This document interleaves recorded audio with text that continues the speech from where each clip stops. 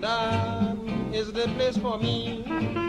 Welcome to another fresh episode of your favourite magazine show, It Can Only Be What's Up. I'm Fusion. And I'm Jacqueline, and not only is it a fresh episode, it's also a very special one. For those who don't know, this month in the UK we're celebrating Black History, and we're bringing this show from Camden at Shaka Zulu, named after the legendary Zulu King. Wow, this is an amazing place. Feels like we're steeped in history. And speaking of history, I feel like we're making it right now, Fusion. I reckon our grandkids will talk about what's up. What do you think? I think they'll just talk about how gassed we are when we just said that. So let's just talk about the show. What's going on? Okay, well, it is a Windrush special, and I attend the 65th Windrush anniversary. For In My Yard, Michelle meets Smokey Barbers Dominic and gets to check out his sauna. Fun times. Nice. And Fusion here, he goes to the Buckwild comedy event. But coming up next, I want to talk about who's coming up next because they're properly legendary. Yes, some really, really good vibes. It's Morgan Heritage. I'm currently joined by two members of the royal family. No, not that one. The reggae royal family. It is Morgan Heritage.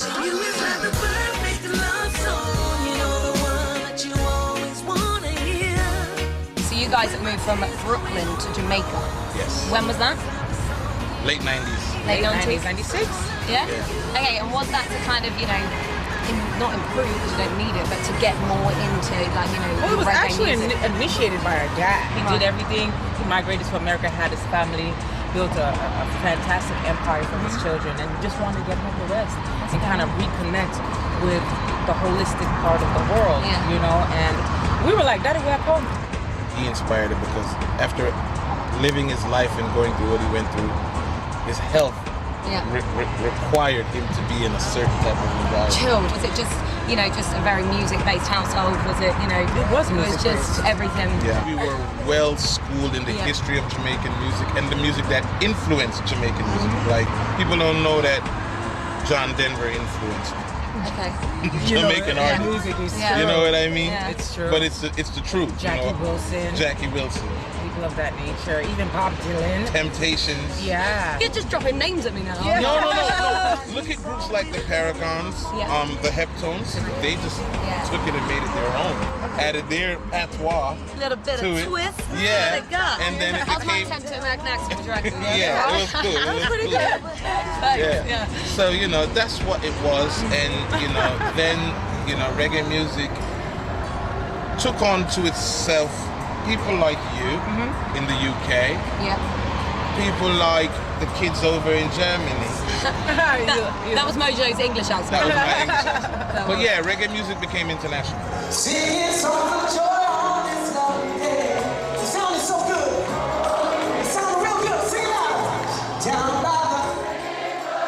So obviously, Down by the River is still such a massive tune. It's massive. Yeah. So what was the inspiration behind that? Bard's Fountain, Jamaica. It's a place of hot mineral spring. It's special to the history of Jamaica because the rebellion, the slave rebellion in Jamaica started in the eastern part of the island. And when they would break away from the slave camps, they would go for healing to this hot water spring. So does it make you feel kind of, proud in a way that you guys are, on the forefront of the reggae scene? It's a very humbling feeling, and you're very thankful for the blessing because you've been given the vehicle of music to inspire. So it's firstly, It's good. humbling. It is. Yeah.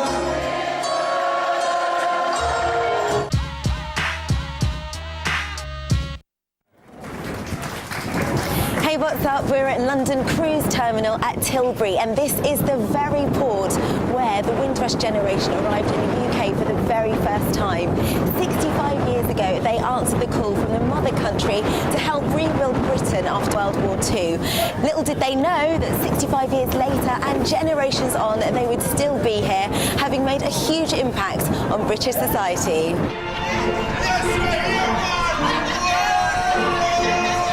The contribution has been right across the board. You go into every hospital, especially in London and the home countries, and you found the West Indian nurses taking care of patients and enjoying it and loving it. You look at the culture now, you look at the way people dress, the way people move, everything has, we've had an influence on this society. And I just feel that it is something that should be written about, and the youngsters, the children and grandchildren should be proud of. Well, at the time we were young men, and it was all right. Pay, I think, £28. And then land at Tilbury. And then we went to the Deep Shelter in Clapham, where we stayed there for a while. So Peter, I understand you were part of the crew on the Empire Windrush. From where you're standing, what is that contribution that people from the Caribbean have made to British culture? Well, I think it is the Caribbeans that have been, they were the pioneers, and I think anybody else that comes to this country owe a great deal of gratitude, because they were the ones that took the brunt of the first rubbish that was going on, but eventually they got over it with dignity. And of course now they're integrated perfectly. What do you think we should be doing in terms of getting the Windrush recognised further?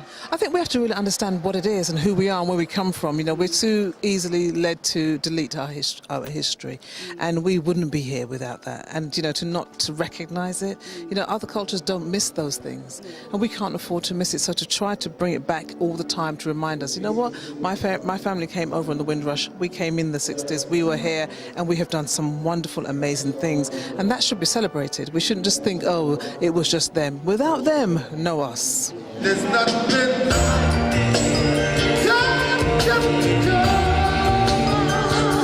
there's nothing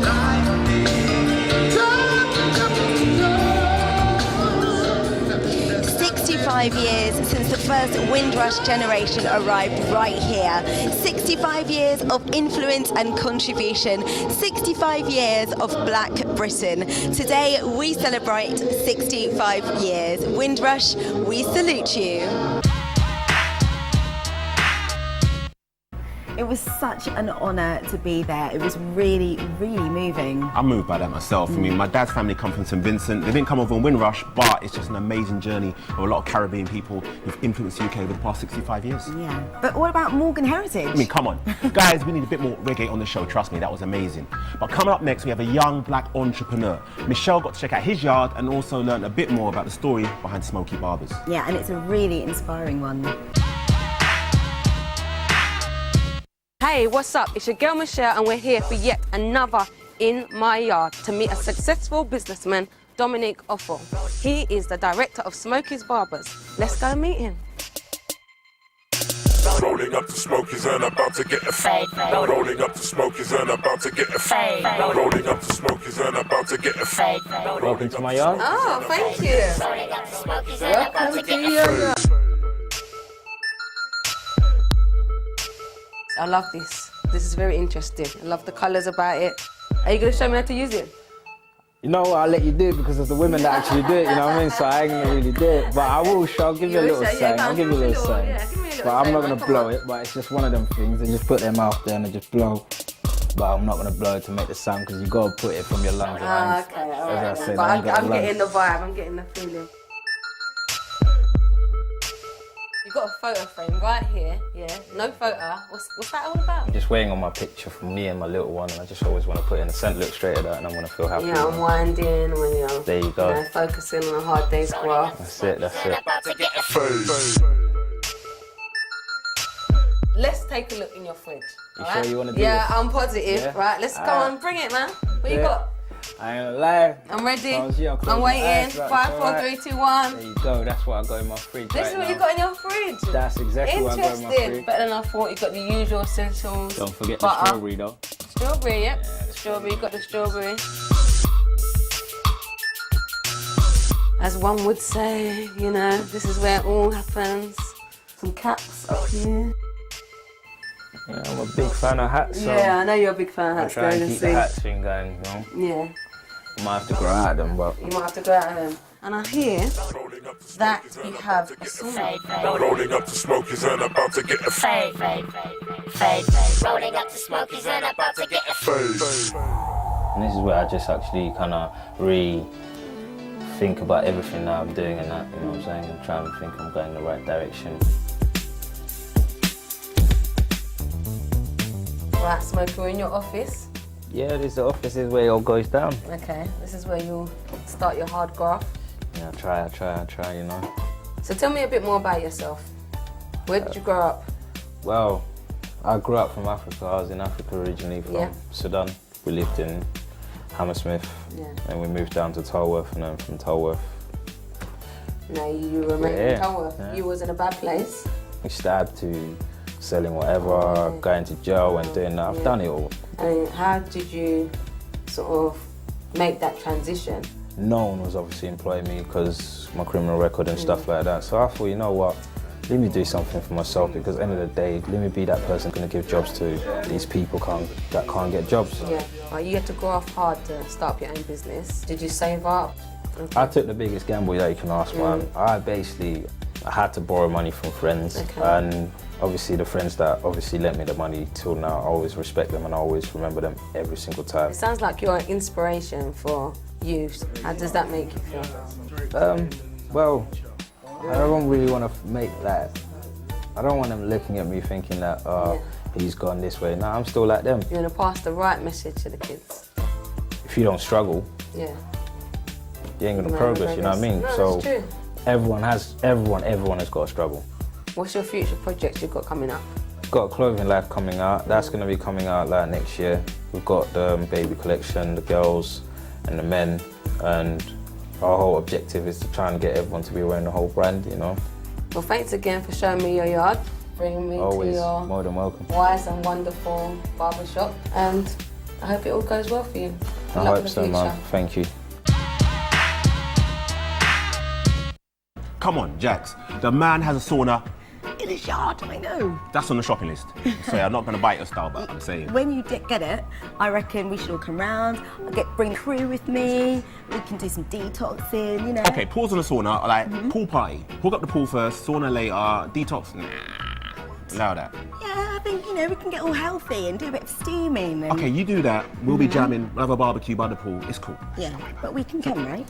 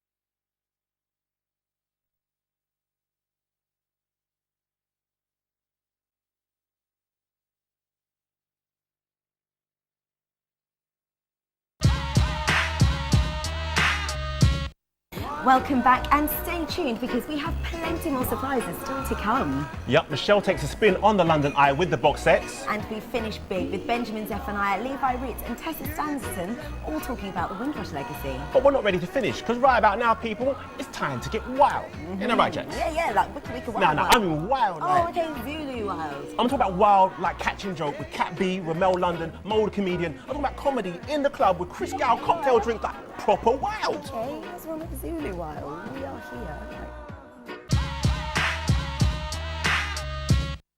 What's good, people? It's your boy Fusion. We're here in Guanabara in the West End, and it's all about a comedy mission. Right now, we're checking out a night called Buckwild UK, and it's all about comedic talent, yeah? 2 teams going back to back. My girl Ramel's involved in it. Cat B is gonna be cray. So come roll with me.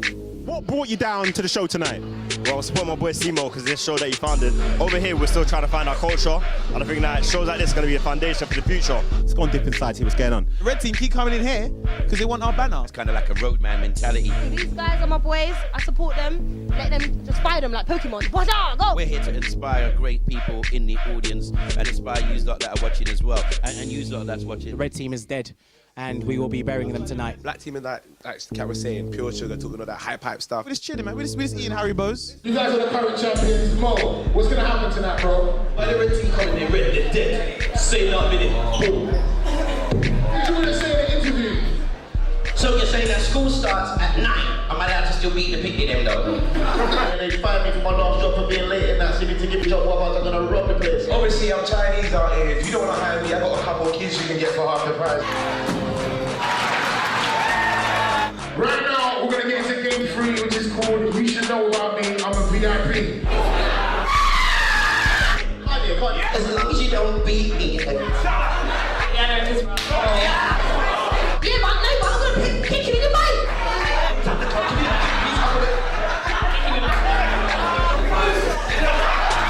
Tell us a bit about when you got into comedy. I started a few years ago, so like 2009, 2008, and then yeah, since then it's just been flying, doing loads of shows up and down the country, doing some nice arenas at Indigo, Hackney Empire. Nemo, look who come outside. It's about to get up tonight. Man, I can't believe that they tell you who I see. Django! Well, how do you feel about nights like this? Because obviously we've got all singing showcases, MC battles. This is something different. Everyone enjoys music, but not everyone really cares about the live performances too tough. It's good to have a balance because you have the performance at the end as well. So yeah, it's nice to have the variety. Tonight's winners are the red team!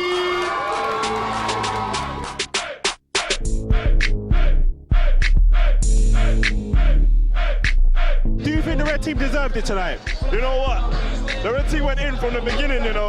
Like the black team, they had a few punchlines, but they were struggling, so red team took that. Black team. For me, I think the black team should have won. Money was on the black team. I got a 6-pack now. It was intense, but overall it was a good show. We're in the winner's circle. It can only be with the red team. If anyone can, a man like Kat can. What do you think this kind of comedy is going to bring to the UK? Just multifaceted people. Let's bring out some more multifaceted people as opposed to just, you know, one-trick donkeys. So the Cat Man, the winner of tonight's battle, he's not well. No. What's up? Your boy Fusion signing out.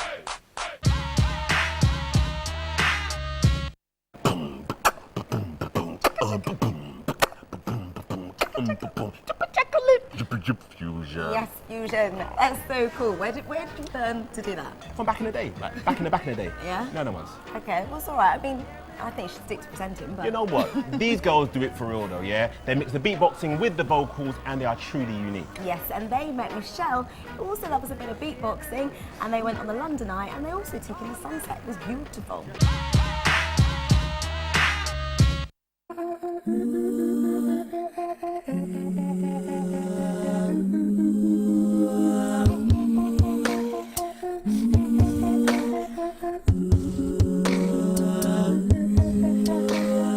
Hey, what's up? It's your girl Michelle, and I'm here to meet the Boxettes, the one and only beatboxing girl group. Ladies, introduce yourselves. Hey, I'm Neo. Hi, I'm Kate. I'm Bellatrix. I'm Alyosha. And I'm Yvette. And we are going to take a trip on the London Eye! Let's go! So you need to let it go. I used to do lots of solo beatbox gigs and I was like the only girl doing it, and I was kind of like, okay, I'm really bored of doing music on my own. I really want to do it. And my big unique selling point is that I'm a girl. We came together for a gig actually just over there, the Queen Elizabeth Hall. We jammed together and we made some more music, and it was getting quite a little following on the underground in London. And so we just carried on and became the Boxettes. And as we were kind of going through school and like doing this stuff at uni, we were finding these little opportunities to also like perform and like hone in what we were doing, and we've just been doing that kind of thing on a bigger and bigger and bigger level over like the last 4 years. She never did cry. Never. Music music, it has a certain style, you know, vocals and beating and singing. So where does it come from? We're all sort of vocally able to sort of experiment and do lots of different things. So we don't necessarily have like a conventional choir, like, so it's soprano, alto, tenor and bass, and we all mix up, and some people do like harmonies or sound effects or bass, or what you call lip bass, and everyone can do the same, and everyone can do a little bit of beatboxing, not as good as Beatrix, but we all have a go. So like in and amongst us, no one has like a particular role, and everyone can sort of like give it a go. Are you going to give us like a little sneak preview? To the album? But maybe not to the album. Oh, maybe it's a new EP that's dropping. Those strings. 1, 2, 3, 4. Ding, ding, ding, ding, ding.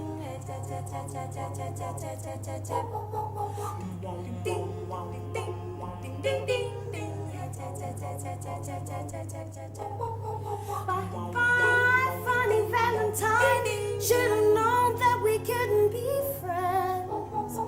You tried to control me like a toy. Now it's time to cut the puppet from the strings. Love blinded me from the start, and I know that I would have been gone. But our love was like a crossfire, and all the destruction was strong. You were wrong, you were wrong. Now I'm gone. You were wrong, you were wrong. Now I'm gone. You were wrong, you were wrong. Now I'm gone. I was your puppet on a string.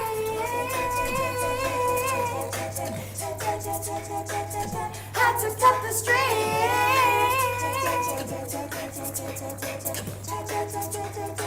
Now I'm not your puppet.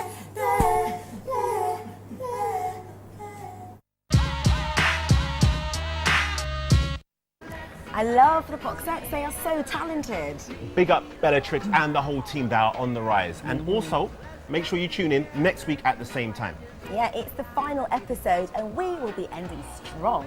Come, we're going to go out with the big names. Nothing but big names up in here. Yeah. Should we tell them a few? Yeah, why not? Why not? I'll start. So we have comedy, and we've got the man from America that we have all taken to our heart, Reginald D. Hunter. Now check this out. Our girl, Ramel London, takes to the stage in the name of hip-hop karaoke. And we have the one and only Professor Green. Yes, big up Team Green. I think next week's show is going to be sick. Yeah, it's going to be awesome. But that is it for now, and we're going to be finishing up with a really strong piece about identity and legacy. The What's Up team managed to get some exclusive testimonials following the Windrush anniversary. Now, these people have worked hard to earn their spot in life. We're talking about entrepreneur Levi Roots, poet Benjamin Zephaniah, and Olympic legend Tessa Sanderson. Yes, we will see you next week. Should we get involved in these? You know what? I'm sipping out in a minute, but I'm starving. Let's do this, let's do this.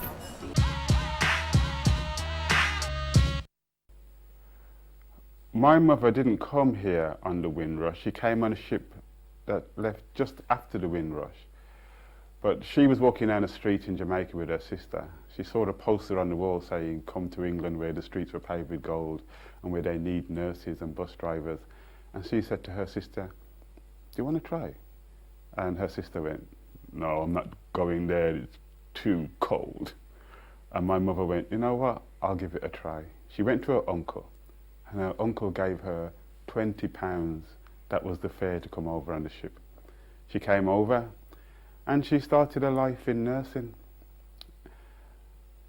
I think what they done was amazing because they weren't just thinking about themselves, they were thinking about me and the generations to come. I think people that came to this country on the Windrush and during that time were truly entrepreneur, business and enterprising people that were coming with something completely new that the British government were saying that come to this country because we want some of that. And what did they bring? They brought over that attitude that, especially people from my country, Jamaica, that were hard workers, that people that were willing to do the work and stick with it. My parents' plans was within 5 years was to get a job, buy a house, and send for 6 kids one at a time. Now, if that's not entrepreneurial, I don't know what is. The legacy of it, I think it's really important, not just for Black History Month. I really do think that youngsters nowadays who don't know of the Windrush and what our, let's say, foreparents or parents or people had to do to set that pathway for us should know about the culture and the travel, that what they had to endure to arrive here, and about how they thought it was going to be, the grass was going to be greener on the other side, but, you know, tough in many cases. And I think the reason why youngsters should know this and about the culture and how, you know, what the people on the Windrush had to endure is because to realize, you know, their identity, culture, confidence, respect, because I think a lot of youngsters have lost nowadays. So all those things that people take for granted now, we really have to look back and say, you know, if it wasn't for pioneers before us, we wouldn't have the freedom that we have now. We still have a long way to go. So if you sit there and you think, well, you know, the Windrush generation have already done it, and, you know, Benjamin Zephaniah's generation have already done it, so I don't have to do anything now, I can just go and rave. It's not like that at all. You have to do it for the generations to come, in my humble opinion.